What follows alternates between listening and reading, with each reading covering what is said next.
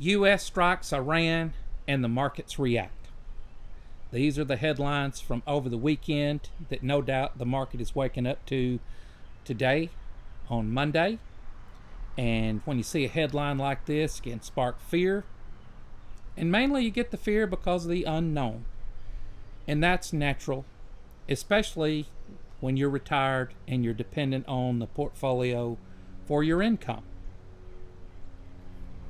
But what does history tell us? History gives us a clear story that I wanted to tell you today. And that story is this. Whenever we have a geopolitical event, by the way, that's what the suit and tie guys tell you. They call it the geopolitical event. Hey, that's fancy for, hey, there was a bomb, something happened, a war, something that affected the market. It's called a geopolitical event. Listen closely the next few weeks and you'll hear that terminology. But all that means is you may have some fluctuation in the market. But history tells us a clear story.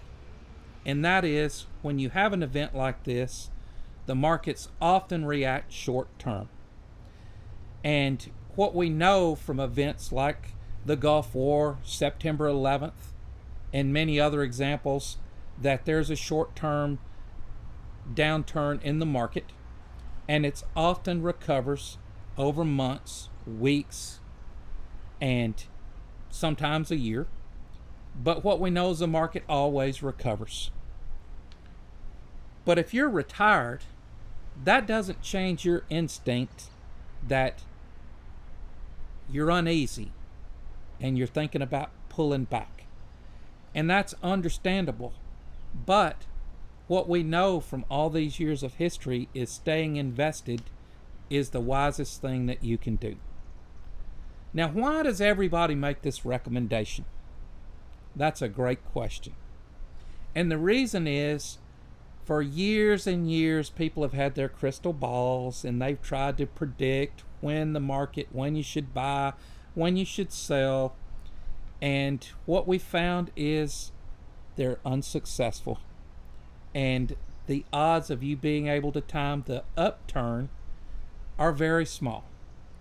And so the wisest move is to get invested and stay invested. Did you know that the average investor only gets 4% on their money? And the reason is people always try to time the market. And it's proven over and over that it doesn't work. So, we've got some headlines. The world's reacting. Keep this in mind and don't let short-term noise affect your long-term strategy. Darren Shambly, Certified Financial Planner at First Family Wealth.